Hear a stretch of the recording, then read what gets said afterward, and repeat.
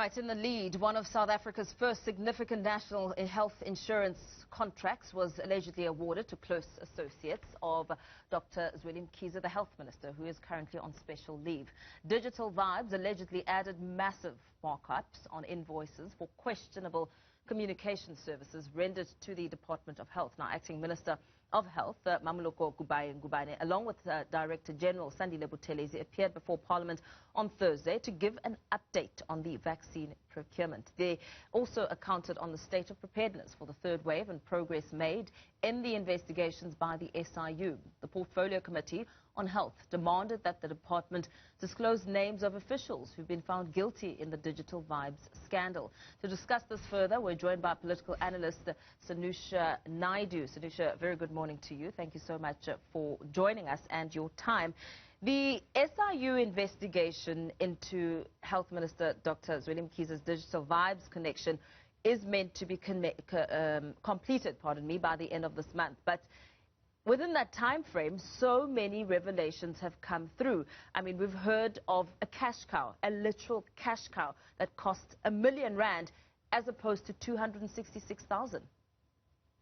Good morning to you and the viewers. I mean, yeah, it's actually quite disturbing how much this contract has become beyond the COVID-19 kind of emergency tender that went out for everything else. It seems it's basically quite, I think, disturbing is the word I would use, to note that the money that was used and the markups that it was actually identified for what it was used was actually things that were not even in the imaginable world of the kind of figures that were coming out. I mean, you talk about the mascot that was costing 266,000, but I mean, even think something like creating an online website using WordPress. I mean, that's a free a software or a free program that only you start paying for, I think, once you actually set up an entire website. But if you're going to charge about close to around about R1 million or however the invoicing was done for a WordPress kind of website that you're going to create, I mean, that's just ridiculous, because what it suggests is that if you're going to pay that amount, you should have a service provider. I mean, it's not rocket science to see how much of fleecing was taking place in this contract before the actual COVID-19 investigation of the transgressions and violations of the tenders under the COVID-19 emergency fund. And I think for me, that is going to be something that's going to be even more disturbing, even more difficult for the suspended minister to now come back and say, I didn't know, because some of those invoices were actually paid within days of them being received by the Department of Health. And we're not talking any small change here, we're talking some serious money. So I think for the SIU report, it's going to be even more important for them to even extend the investigation beyond the terms of reference of what they're currently doing. I mean, Sanusha, this case, you know, I didn't think my jaw could drop any further, and it's fallen through the floor, and every week it happens to just go further and further down. Revelations of a 7.5 million rand that was paid to Digital Vibes within a month of them registering, and within the month of them getting that contract approved. 1.2 million rand for a creative proposal, 1.2 million rand for a branding book. I mean, it is laughable, absolutely. You know, we say in the intro that Dr. Zweli Mkhize has a cloud over him, but honestly, it's raining on the health minister or suspended health minister. How does he even come back from something that is so bad? And realistically, what should the outcome be if, you know, it works out the way it's supposed to? Yeah, I think firstly we laugh not because we think it's funny. I think it's just the fact that we're trying to process this because of how staggering it is, and how I think at times it's done in a way where we're trying to say that, you know, this is something that was done with no sense of people feeling that they're going to get caught. And I think this action or this sense of impunity is now where we are. With regard to the health minister and how this then deepens his entanglements or his quagmire in this whole situation, I think in terms of reputation, in terms of brand, in terms of risk, etc., it's really not good for him. And how this goes forward is going to be very important, in not only for him, but I think it's a test for President Ramaphosa as well, because there's a lot of talk, chatter, and perhaps people employing the president to say, you know what, you need to do a reshuffle. But he's waiting for that SIU report, which I think the current health minister has also suggested that it will be ready and done by the end of June, and therefore to go through its necessary processes and how that will then unfold.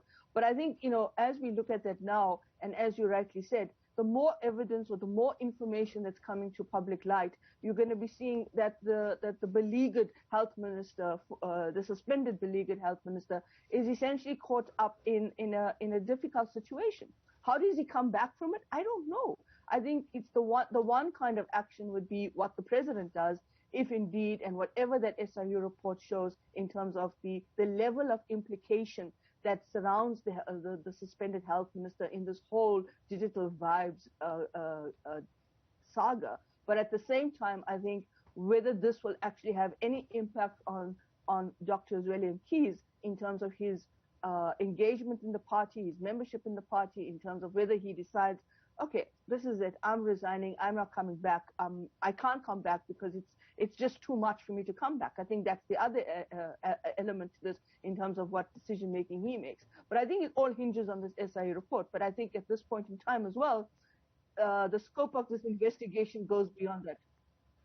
We saw, Sanusha, the health minister, essentially right at the beginning at a press conference, very confident that there would be no link to him.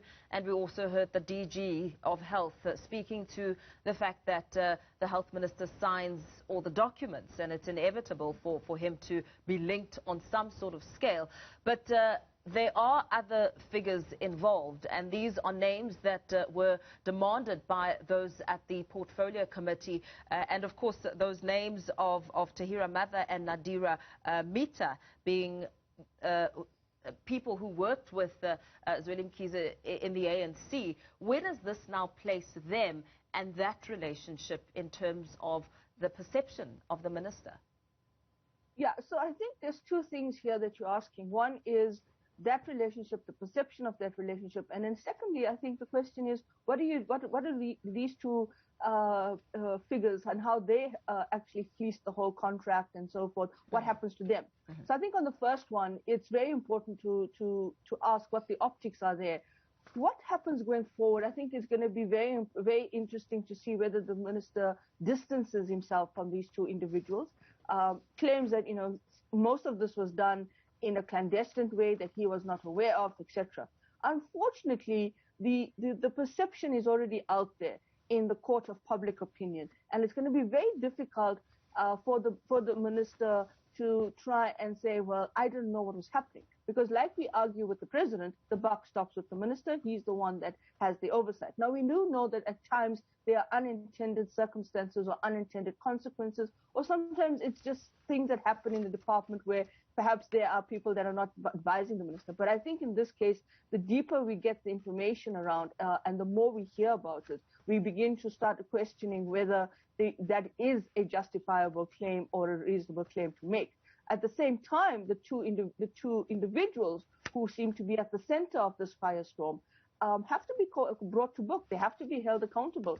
And they have to be, I mean, either in terms of whether it's going to be a criminal charge or whether it's going to be whatever kind of legal angle this takes. They have to be individuals that will have to be made accountable to say, this is what happened. For so far, they've been on leave or they've been suspended. I know it's not clear to me what their relationship is in terms of the digital vibes contract. But at the same time, they have to pay back this money. So I think, you know, in this context, if you look at the web of this whole digital vibes contract, it's very intricate, it's very complex.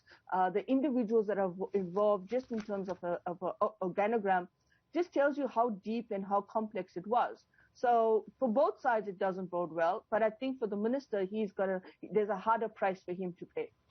In terms of the president, Cyril Ramaphosa, he was sort of caught off guard essentially by the minister when he took special leave. This is after he didn't act, if I can put it that way, saying that he was going to wait for the SIU report.